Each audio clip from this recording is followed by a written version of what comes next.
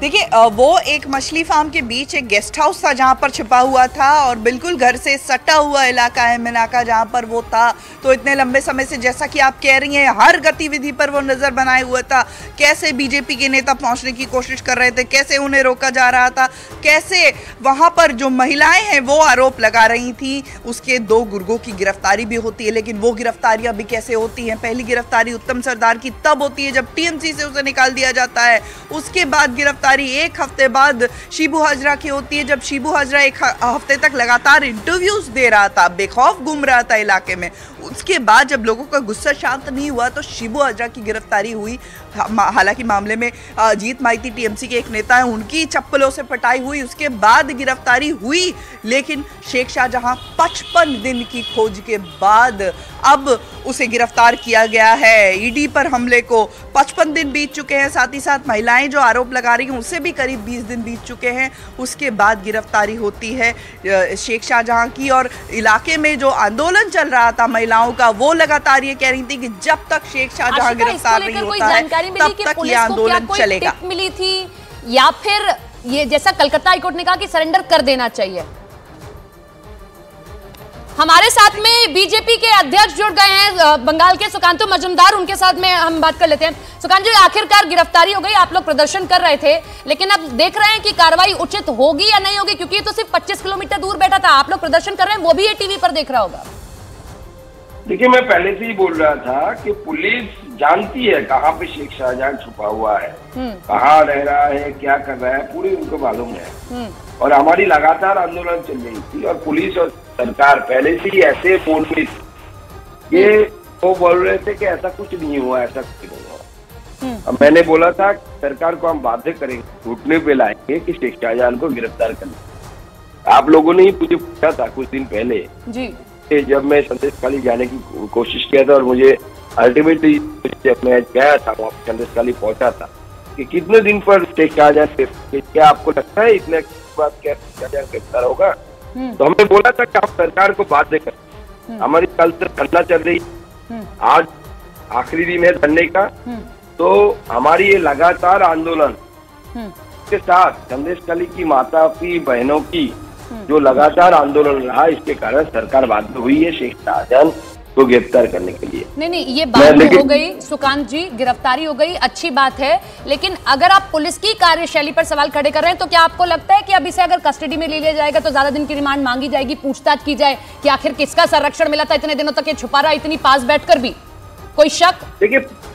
देखिए, पुलिस तो कोशिश करेगी हर तरीके से कि शेख शाहजहां को रिहा कर दिया जाए, बरी कर दिया जाए।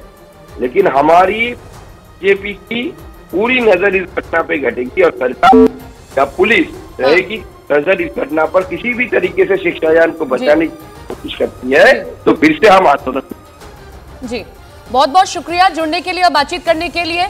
तो आखिरकार टीएमसी नेता शाहजहां शेख की गिरफ्तारी मिनाका इलाके से हुई, जो कि संदेशखाली से महज 25 किलोमीटर दूर।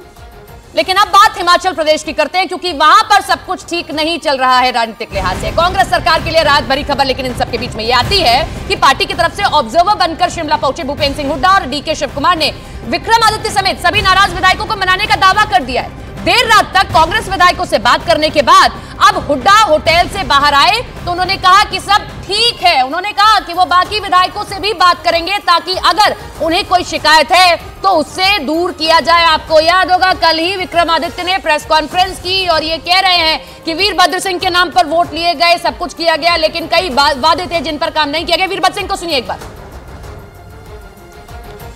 नहीं, और भी बात करेंगे विधायकों से। ठीक है सर, अभी क्या इनपुट है सर? जो ठीक है,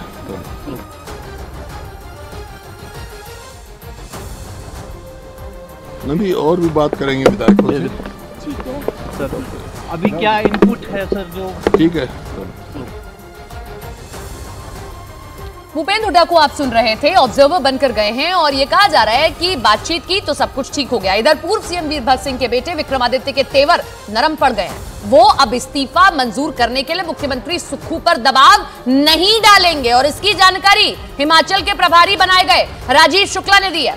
उन्होंने बताया कि सीएम सुखविंदर सिंह सुक्खू ने कहा है कि वो विक्रमादित्य सिंह का इस्तीफा स्वीकार नहीं करने जा रहे हैं। विक्रमादित्य सिंह भी इस बात पर भी सहमत हो गए हैं कि वो इस्तीफे के लिए जोर नहीं डालेंगे। इनको मुख्यमंत्री जी ने कहा है कि हम इनका इस्तीफा स्वीकार नहीं कर पा रहे हैं। इन्होंने हाईकमान ने भी इनसे कहा, उनसे बात हुई, जो हमारे ऑब्जर्वर्स हैं उनसे सबसे बात हुई और इसके बाद अब ये तय किया है कि ये आप अपने इस्तीफे पर दबाव नहीं डालेंगे, प्रेस नहीं करेंगे। पार्टी के दोनों ऑब्जर्वर भूपेंद्र सिंह हुड्डा और डीके शिव कुमार से बात करने के बाद विक्रमादित्य ने कहा कि इस्तीफा देने और इस्तीफा स्वीकार करने का दबाव बनाने में फर्क है। उन्होंने ऑब्जर्वर के सामने अपनी बात रखने का दावा किया और कहा कि जब तक कुछ निर्णय नहीं होता तब तक वो अपने इस्तीफे को लेकर सीएम पर कोई दबाव नहीं डालेंगे। ऑब्जर्वर्स के साथ जो वर्तमान परिस्थितियां बनी हुई है उसके बारे में उनको जानकारी दी है, इसलिए जब तक इसका निर्णय नहीं लिया जाता तब तक मैं अपनी रेजिग्नेशन को प्रेस नहीं करूंगा और फाइनल आउटकम जो है वो आने वाले समय में लिया जाए।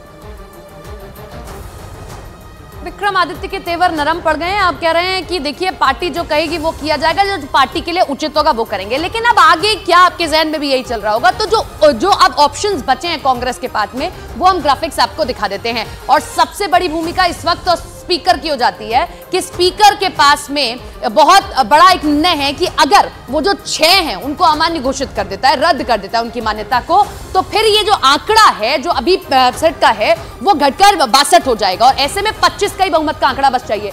अब कांग्रेस के 6 विधायक जो बागी हुए, बागियों को इस्तीफा देना होगा और इसके बाद सभी की सदस्यता रद्द हो जाएगी। स्पीकर के हाथ में सब कुछ होता है। आपने महाराष्ट्र में देखा या बाकी जगहों पर भी आपने देखा है कि किस तरीके से स्पीकर के पास में बहुत सारी चीजें होती है। और अगर हिमाचल विधानसभा में बहुमत का आंकड़ा 32 हो गया तो सुक्खू सरकार खतरे में आ जाएगी।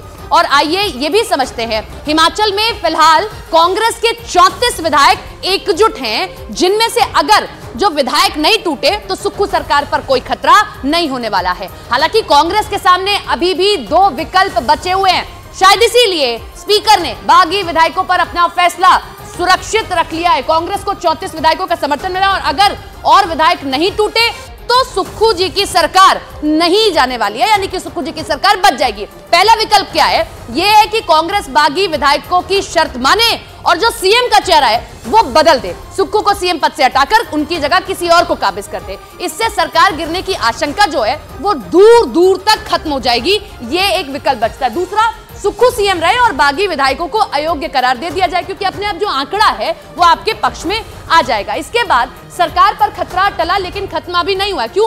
नाराज विधायकों की संख्या बढ़ी तो सरकार गिर सकती है। अभी तो सिर्फ 6 हैं, लेकिन अगर 6 से ज्यादा हुए तब सुक्खू जी को दिक्कत हो सकती है। कांग्रेस के बाकी 34 विधायक एकजुट रहे तो सरकार को कोई खतरा नहीं है। यानी कि 2 ही ऑप्शन है, या तो आप मुख्यमंत्री का चेहरा बदल दीजिए